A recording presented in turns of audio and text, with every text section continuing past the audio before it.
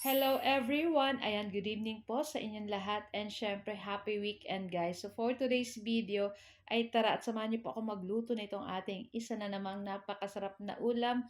Walang iba kundi itong ating pork igado. Ayan, medyo matagal na rin po yung last time kaming kumain ito kaya nag-request yung aking 3 sons na magluto nito. So tara na guys at samahan niyo po ako magluto and enjoy watching po. So ayun na nga sa ating malaking kawali, maglagay lang tayo ng cooking oil at painitin natin at pag mainit na ay pwede na nating igisa dyan yung ating bawang and then halu-haluin lang po natin iyan at pagkatapos isinod na rin po natin dyan yung ating sibuyas.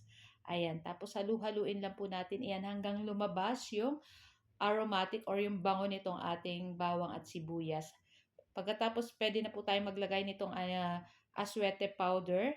Ayan, so hindi po tayo gagamit ng tomato sauce or tomato paste. So, aswete powder yung ating ilalagay. Pagkatapos, pwede na po natin ilagay dyan yung ating pig-marinate na pork. So, binabad ko yan sa toyo, paminta, at suka. So, sa igado po natin, dapat ay nag-aagaw din yung suka. Dapat medyo may lasang suka na may asim-asim. So, yun nga, at tatakpan lang po natin yan. Hintayin natin masangkot siya yung ating pork dyan. So, takpan lang po natin yan at lutuin natin sa ng ilang minuto. And after ilang minuto, buksan natin yung takip. So, makikita nyo guys ay nagtubig na. So, papalambutin lang po natin dyan yung ating pork. So, before that, maglagay muna tayo ng dahon ng laurel. At maglagay tayo ng 1 teaspoon sugar para pambalance dito sa ating lulutuin na pork igado. And then, halu-haluin lang po natin iyan. And then, maglalagay po uli ako ng pamintang durog. Ayan, masarap po sa ganito ay medyo marami-raming paminta. So, takpan po uli natin iyan hanggang lumambot yung ating pork. At pag malambot na guys yung ating pork, ay pwede na nating ilagay dyan yung ating minarinate din na liver. So, same lang po dun sa ating pork. Binabad ko yan sa suka at sa toyo at paminta. So, estimate nyo na lang po guys yung paglalagay.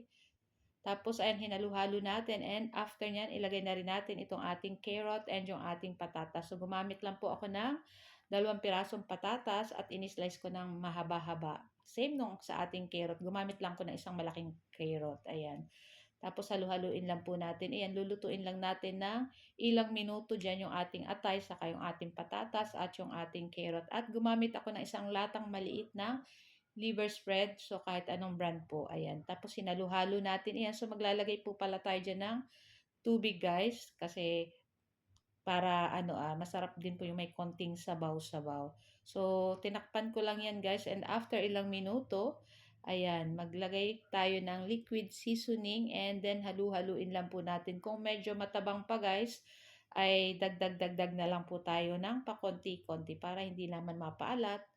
Ayan. So, after naglagay na rin tayo ng green peas, yun nasa lata, at naglagay na rin ako ng red bell pepper. So, ayan na nga. At lutuin lang natin pa ng ilang minuto pa and that's it. Pwede na rin po natin yang patayin at i-transfer na natin sa ating plato. At excited na rin po kaming kumain. Before that, lagyan natin ng siling pangsigang. So, guys, thank you for watching. Bye!